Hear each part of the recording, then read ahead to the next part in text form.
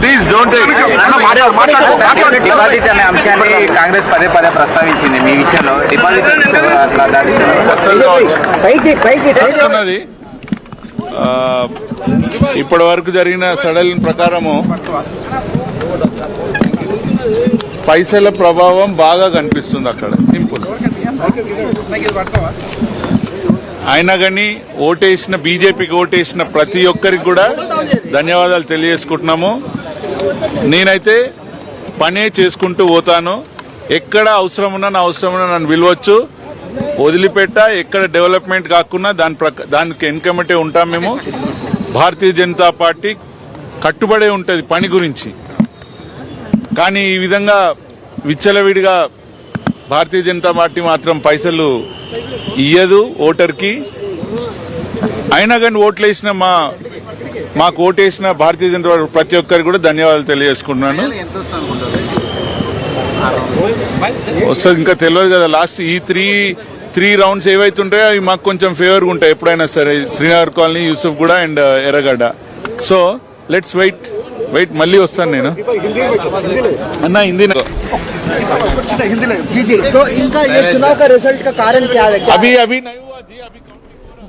ఏంటి అభ్యర్థి మాటలు చూస్తూ ఉంటే ఏమనిపిస్తుంది? చెప్పాను కదా, ఇప్పుడు మా ఇద్దరు, నేను ఇక్కడ ఉన్నా, ఆయన అక్కడ ఉన్నాడు. డబ్బుల ప్రభావం, నేను ఏమంటున్నా అంటే డబ్బుల ప్రభావం తప్పకుండా బీదరికాన్ని ఉన్నప్పుడు ఇమీడియట్ ప్రజలు ఏ రకంగా ప్రభుత్వంలోనే ఉండి నేరుగా వాళ్ళు ఆ రకంగా డబ్బులు ఇవ్వడం. రెండోది జనరల్ అసెంబ్లీ ఎలక్షన్స్ లో చీర కూడా చాలా మంచిదే ఇచ్చినారండి. నేను అంటే 25 ఓట్లు వచ్చినాయి మీకు. సరే ఇవన్నీ పక్కన పెట్టండి, ఇవన్నీ వస్తూనే ఉంటాయి సార్. మీరు చెప్పారు రాజకీయ పార్టీ, మీది ఫక్తు రాజకీయ పార్టీ, అన్ని ఫక్తు రాజకీయ పార్టీలు. ఇక్కడ ఎవరు కూడా మేము ఇయ్యలేదు కదా, మేము ఇయ్యలేదు కదా. మీ స్థాయి తగ్గట్టు మీరు ఇచ్చుంటారు, ఇయ్యలేదు అసలు మేము. సరే పోనీ మీకు 25 ఓట్లు వచ్చినాయి, ఇప్పుడు ఎందుకు కింద డౌన్ ఫాల్ అయిపోయింది? 8,000 ఓట్లు, 9,000 ఓట్లు, మహా ఇప్పుడు మొత్తం కాలేదు కదండి. 10,000 మీకు ఏం కావాలి? 25,000 26,000 కావాలి. ఇంకా అవుతున్నది కదా, లెక్క పెడుతున్నారు కదా. చూడండి మీరు, ఇంకా 50% పోలి ఇది ఉంది కదా. మీ విశ్వాసానికి, మీ మనోధైర్యాన్ని నిజంగా హ్యాట్స్ ఆఫ్ చెప్పొచ్చు. సో పుష్పలీల గారు, బీజేపీ అభ్యర్థి మాట్లాడిన రైట్, ఒకసారి బీఆర్ఎస్ నుంచి మాట్లాడారు. బీఆర్ఎస్ నుంచి సతీష్ గారు ఏం చెప్తారు? సో వాళ్ళు ఇంకా కాన్ఫిడెన్స్ వ్యక్తం చేస్తున్నారు, 20,000 ఓట్లు రావచ్చు అని అంటున్నారు. మీ కాన్ఫిడెన్స్ ఏంటి? సో ఆల్మోస్ట్ ఆల్ ఇక్కడ చాలా క్లియర్ గా బోరబండ అయిందా? లేదు, ఇంకా స్టార్ట్ అవుతుంది. లాండ్ స్లైడింగ్ విక్టరీకి సంబంధించి నవీన్ యాదవ్కి సపోర్ట్ దొరుకుతుంది. How do you say? Borabanda అయినా కూడా మీకు బోరబండ మొత్తం వన్ సైడ్ ఓటేసినా కూడా కష్టం అన్నది. వన్ సైడ్ అంటలేను, వారు అన్న ఫిగర్ వన్ సైడ్ వేసినా కూడా కష్టమే అంటున్నా. మీది అయితే ఘోరం కదా, సిట్టింగ్ కొట్టుకోవడం. మీకున్న కేటీఆర్ లాంటి మున్సిపల్ శాఖ మంత్రి 10 ఏళ్ల గవర్నమెంట్, మేము ఎన్నడూ గవర్నమెంట్ లో లేము. ఇద్దరు కేంద్ర గవర్నమెంట్ లో లేము. కేంద్ర మంత్రులు ఉన్నారు.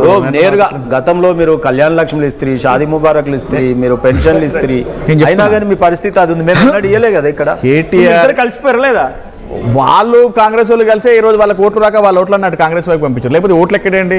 బీజేపీ ఓట్లు అన్నీ అటు పోయినాయి. ఊర్లలో మనం చిన్నప్పుడు క్రికెట్ ఆడుతూ ఉంటే జోకర్ అనే వాళ్ళు ఉంటే రెండు దిక్కులు ఆడాలనేది. బీజేపీ జోకరా? నేను చెప్తున్నా ఎగ్జాంపుల్ గా, రెండు దిక్కులు ఆడాలనేది. సో బీజేపీని బీఆర్ఎస్ తో కలిసిందని మీరు చెప్తే, కాంగ్రెస్ వాళ్ళు చెప్తే మీరేమో BRS BJP Congress. BJP Bandi Sanjay గారు, ఇటు రేవంత్ రెడ్డి గారు మిత్ర సంబంధాలు చాలా ఉన్నాయి. వాళ్ళిద్దరు కలిసి ఎట్టి పరిస్థితుల్లో మనం బీఆర్ఎస్ను ఓడించాలనే ఉద్దేశంతో చేసిన డ్రామా ఇది. దీనిలో ప్రభుత్వం ఉంది, ప్రభుత్వ యంత్రాంగాన్ని వాడుకున్నారు, పోలీసు యంత్రాంగాన్ని వాడుకున్నారు, దొంగ ఐడి కార్డులు క్రియేట్ చేసిరు, చాలా ప్రభావితం చేసిరు. చీరలు, వాళ్ళు బతుకమ్మకి ఏం చీరలు కూడా దాచిపెట్టి ఈ రోజు వాళ్ళకు 2,500 చీర కూడా పంపిణీ చేసిన సందర్భాలు మనం చూస్తూ ఉన్నాం. ఇన్ని సమీకరణాలు, అంతకు మించి 2 సార్లు ఈయన ముందు పోటీ చేయడం, ఎంఐఎంకు అటు మంత్రి పదవి ఇవ్వడం, మైనార్టీ ఓట్లని ఇటుపడడం, ఇట్లా ఈ అన్ని సమీకరణాలు చూస్తే బీఆర్ఎస్ పార్టీ విజయం అన్నట్టు. అంతే కదా. ఈరోజు మేము చేయబట్టే మంత్రి పదవులు వస్తూ ఉన్నాయి. ఈరోజు మేము కొట్లాడుతున్నాం కాబట్టి ప్రజలకు ఇంత చీరో మా వల్లనే కదా ఈరోజు ఇంత చీర వచ్చింది. 2,500 చింత బతురు కదా. కేటీఆర్ ఒప్పుకుంటాడా ఓటమిని అంగీకరిస్తారు? ఎవరు? Press meet. మేము ఓటమిని అంగీకరించము. మా వల్లే ఇవాళ తెలంగాణ రాష్ట్ర ప్రజలు సస్యశ్యామలంగా ఉన్నారు, ఉండబోతారు కూడా. మేము మీ బీజేపీలతో సాధ కాదు, బీజేపీ వాళ్ళు మీ బీజేపీతో సాధ కాక అన్న వినాలే. ఓడిపోతే ఫామ్ హౌస్ ఎవరు గెలుస్తేనే. ఎందుకన్నా మేము ఏ రోజు పార్లమెంట్ లో ఓడిపోయినామన్నా, అసెంబ్లీలో ఓడిపోయినాం, ఫామ్ హౌస్ లో మనమా? పార్లమెంట్ లో ప్రజాక్షేత్రంలో కొట్లాడుతున్నాం. మీలాగా ఇంట్లో వండలే, మీలాగా 2 కేంద్ర మంత్రులు తెచ్చుకొని ఇంట్లో వండలే. ఈ రోజు మేము ప్రజాక్షేత్రంలో కొట్లాడుతున్నాం. లగచర్య ఘటన కానీ, హెచ్సియు విద్యార్థులు కానీ, నిరుద్యోగులు కానీ, రైతాంగాన్ని కానీ గతంలో కేసీఆర్ గారు బయటకు వస్తే మాకు కొంత అవకాశాలు ఎక్కువ ఉండేది, కేసీఆర్ బయటకు వస్తే మాకు పాజిటివ్ ఉండేది ఆశించారు కదా మీ కార్యకర్తలు కూడా.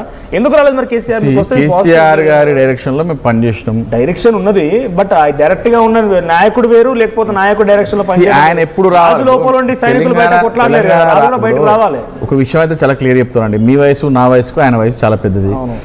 తెలంగాణ రాష్ట్రంలో ఎంతో మంది ప్రభావితం చేసిన రాజశేఖర రెడ్డి గారని కేంద్ర మంత్రులు కానీ, ప్రధానమంత్రులు ఎంతో మంది ఎన్ని చేసినా కూడా